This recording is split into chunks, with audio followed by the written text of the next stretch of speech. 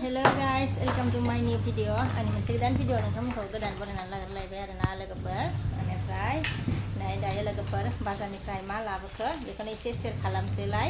ओमफ्राय नायनोसै आङो नोंथांमोनजों दिनैनि भिडिअआव मा शेयार खालामनो हायो आरोना लोगोफोर. थ' दायो आङो भिडिअखौ स्टार्ट खालामसै आरोना लोगोफोर.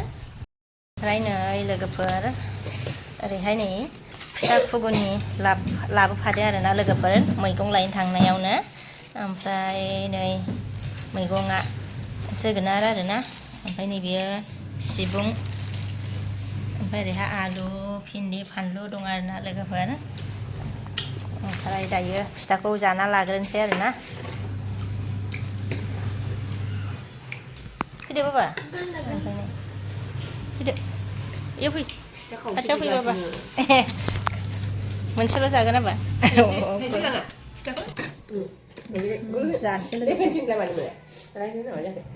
Hadi, idek. Nanti ada apa ini?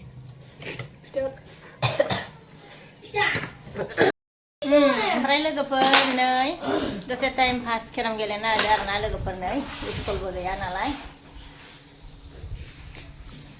माने सामार भेकेसननि बन्द मोनबाय आरोना लोगोफोर. ओमफ्राय बेखायनो नै टाइम पास मा खालामनानै थानो आरोना गथ'फ्राबो ओंखायनो केराम गेलेबाय दसे 30, 40, 50. गेलेफानोसै आरोना आंबो लोगोफोर.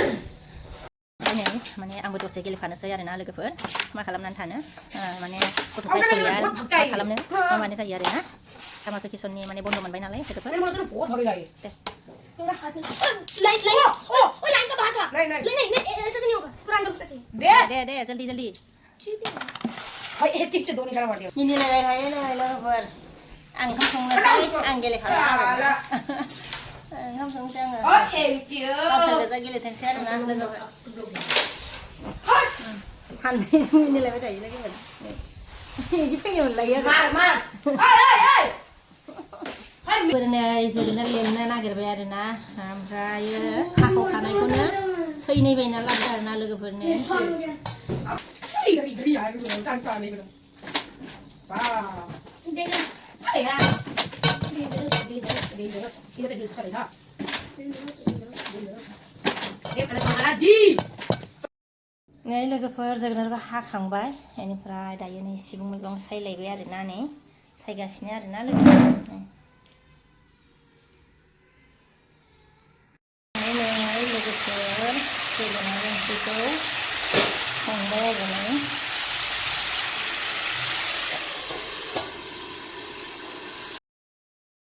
जोगोनार ओंख्रि संनाया मोनबाय आरोना नै लोगोफोर. नै लोगोफोर सिबुं मैगंखौ एवबाय आरोना